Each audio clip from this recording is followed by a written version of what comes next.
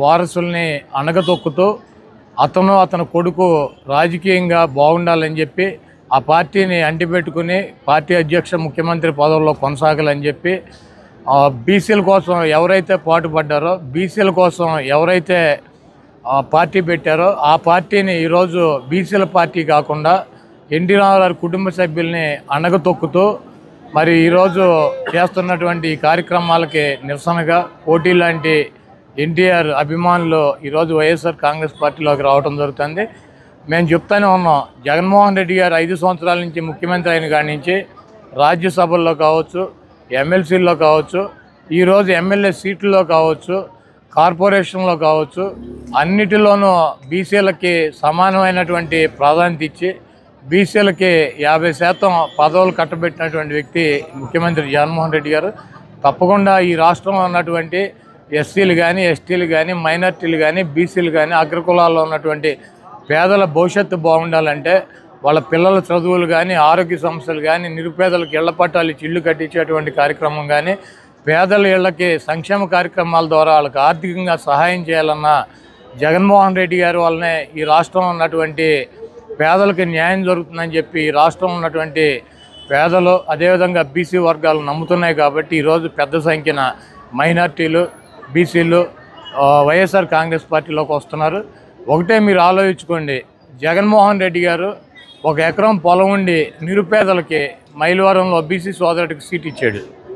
అదేవిధంగా అగ్రకులాలకు సంబంధించినటువంటి OC general అయితే ఒక బీసీ గౌడ సామాజిక వర్గానికి చెందినటువంటి మహిళకి జిల్లా పరిషత్ చైర్మన్ ఇచ్చారు. అదేవిధంగా విజయవాడ ఓసీ అయితే మరి చంద్రబాబు నాయుడు అంతకుముందు కోనేరు శ్వేతను పెట్టాడు. మొన్న ఎన్నికల్లో కూడా మరి కేసీఆర్ శ్వేతాన్ని ప్రకటిస్తే జగన్మోహన్ రెడ్డి గారు ఎన్నికలైనాక నగరాలకు సంబంధించిన బీసీ మహిళల్ని విజయవాడలో మేయర్ చేశారు. అదేవిధంగా మచిలీపట్నం మేయర్ కూడా ఓసీ సామాజిక వర్గానికి వచ్చినా కూడా దాన్ని కూడా బీసీకి పల్లికారులకి 2.5 సంవత్సరాలు, గౌడ కులానికి 2.5 సంవత్సరాలు మేయర్ పదవిని పంచినటువంటి పరిస్థితి ఉంది.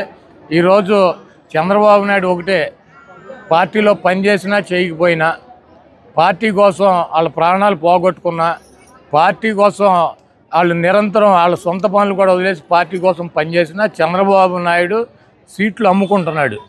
గుడివాడ సీటే తీసుకోండి, గతంలో అవినాష్ని తీసుకొచ్చి పెట్టాడు, డబ్బులు ఖర్చు పెడతాడని చెప్పి.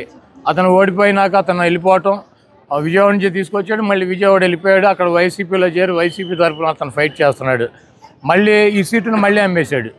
ఒక ఎన్ఆర్ఐకి 150 కోట్ల రూపాయలు ఖర్చు పెడతానని చెప్తే ఇక్కడ ఉన్నటువంటి 5 సంవత్సరాలు పనిచేసినటువంటి రాయంకటేశ్వరరావుని కానీ, ఇక్కడ ఉన్నటువంటి పెన్ననేని కుటుంబాన్ని కూడా తెలుగుదేశం పార్టీలో చేర్చుకున్నాడు. వాళ్ళని వదిలేశాడు. మా పార్టీలో పనిచేస్తున్నటువంటి, మా పార్టీలో గెలిచినటువంటి చైర్మన్లను తీసుకుని వెళ్ళాడు, వాళ్ళని గాలికి వదిలేశాడు. కాకపోతే ఇక్కడ అసలు గుడివాడతో సంబంధం లేనటువంటి ఒక ఎన్ఆర్ఐని తీసుకొచ్చి ఇక్కడ పెట్టాడు. ఏంటంటే అతనికి ఉన్న అర్హత ఏంటంటే 150 కోట్ల రూపాయలు ఖర్చు పెడతాడు, పార్టీకి 50 కోట్ల రూపాయలు ఫండ్ ఇస్తాడు. అంటే డబ్బులకి అమ్ముకునేటువంటి పరిస్థితికి తెలుగుదేశం పార్టీని దిగదార్చాడు.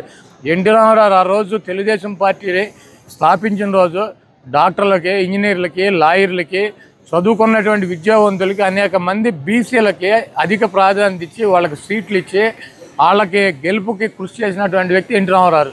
ఈరోజు గుడివాడ సీటు కావచ్చు, లేకపోతే ఈ రాష్ట్రంలో ఉన్నటువంటి అనేక సీట్లు డబ్బులు ఎవడుంటే వాడికి అమ్ముకునేటువంటి పరిస్థితికి వచ్చాడు. ఈ డబ్బులు పెట్టి సీట్లు కొనుక్కుని, డబ్బులు పెట్టి జనాన్ని కొనుక్కొని గెలుద్దాం అని చెప్పి కొంతమంది ప్రయత్నం చేస్తున్నారు.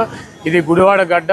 ఈ గుడివాడలో మరి ఇక్కడ ఉన్నటువంటి ప్రజలు విజ్ఞులు దాదాపు 2,000 కోట్ల రూపాయల అభివృద్ధి కార్యక్రమాలకి, 2,000 కోట్ల రూపాయల సంక్షేమ కార్యక్రమాలు, ఈ నియోజకవర్గానికి 4,000 కోట్ల రూపాయలు జగన్మోహన్ రెడ్డి గారు ఈ 5 సంవత్సరాల్లో ఇచ్చారు.